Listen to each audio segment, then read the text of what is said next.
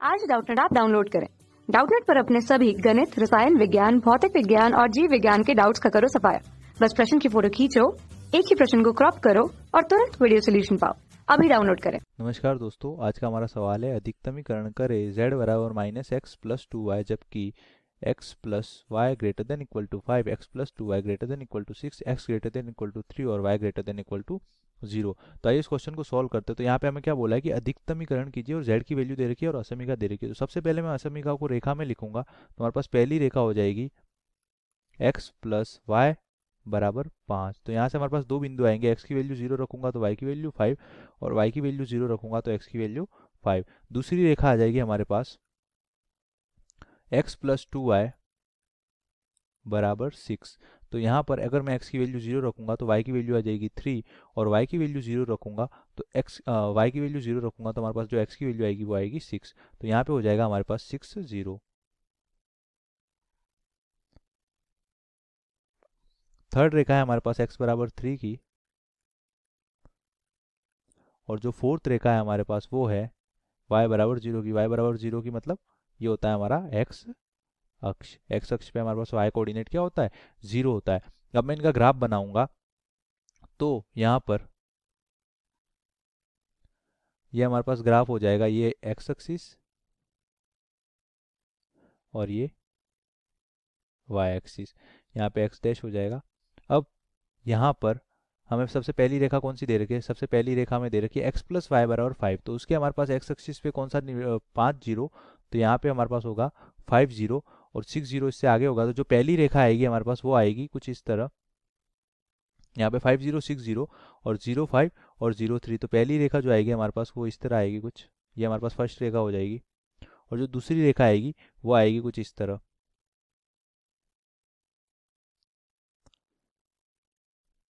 और हमारे पास थर्ड रेखा है x बराबर 3 की। तो पहले मैं इनके निर्देशांक लिख देता हूँ। तो ये है हमारे पास फर्स्ट रेखा, तो ये रही हमारे पास फर्स्ट रेखा का y कोऑर्डिनेट क्या है हमारे पास 0 5, तो ये हो जाएगा 0 5।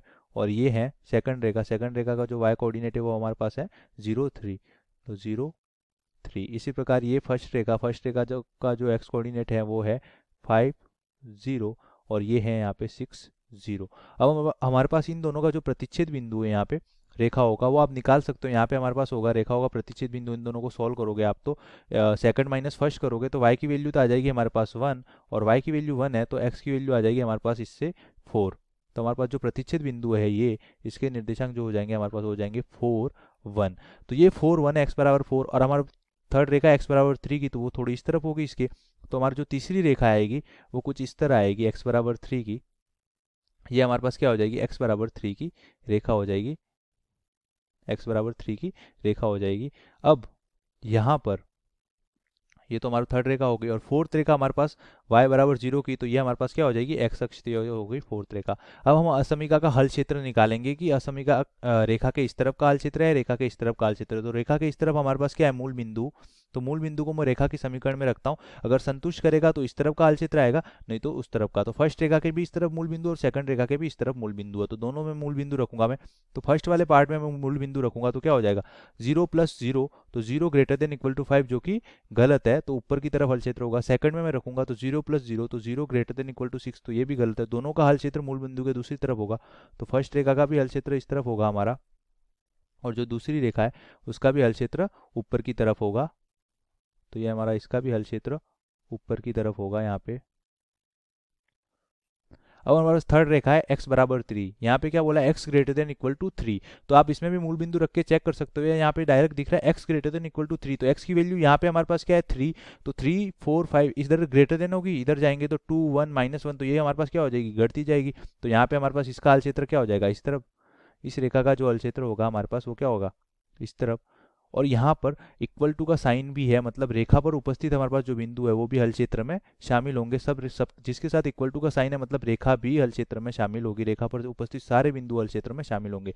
y ग्रेटर देन 0, तो y बराबर 0 एक्स अक्षीय समीकरण है और y की वैल्यू 0 और मूल बिंदु से ऊपर की तरफ होती है, नीचे -1 -2 चालू होता है। तो यहाँ पर हमारे पास क्या हो जाएगा, यहाँ पर इसका जो हल होगा चौथी रेखा का वो हमारे पास हो जाएगा ये वाला ऊपर की तरफ वाला। तो यहाँ पर अब हमारे पास जो उभयनिष्ठ हल क्षेत्र आ रहा है सबका बाहर की तरफ हल है। आप देख सकते हो इस रेखा का भी ऊपर की तरफ, इसका भी ऊपर की तरफ, इसका भी इधर की तरफ, इधर इसका भी इधर की तरफ।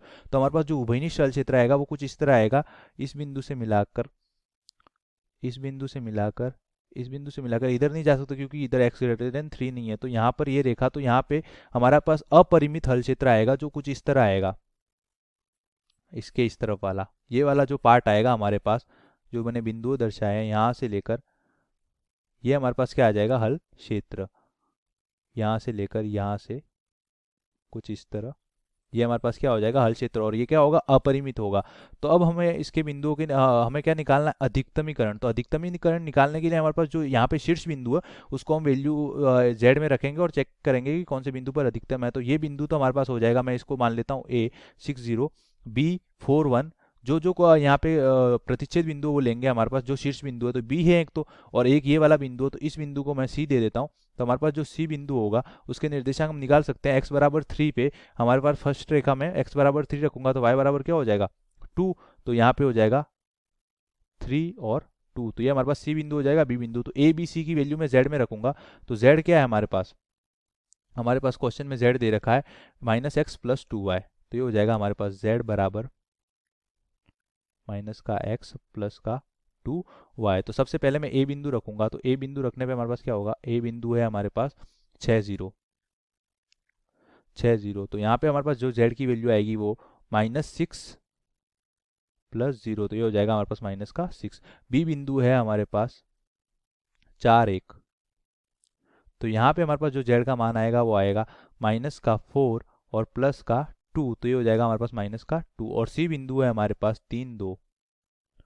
तो यहाँ पे हमारे पास जो Z का मान आएगा वो आएगा -3 और प्लस का 2 × 2, तो हो जाएगा 4, तो ये हो जाएगा हमारे पास +1। हमें क्या पूछा है यहाँ पे, Z का अधिकतमीकरण कीजिए। तो अधिकतम मान हमारे पास कौन से बिंदु पे आएगा, तो वो हमारा क्या हो जाएगा, अधिकतमीकरण। तो अधिकतम मान हमारे पास आ रहा है Z बराबर 1। यहाँ पे हमारे पास अधिकतम मान आ रहा है Z बराबर 1, और कौन से बिंदु पे आ रहा है, 3, 2 पे। तो ये क्या हो जाएगा हमारे पास, अधिकतमीकरण। धन्यवाद। कक्षा 6वीं से 12वीं से लेकर नीट, IIT, JEE वो एडवांस के लेवल तक 1 करोड़ से ज्यादा छात्रों का भरोसा। आज ही डाउनलोड करें डाउटनेट ऐप या व्हाट्सएप करें अपने सारे डाउट्स 8400 400 400 पर।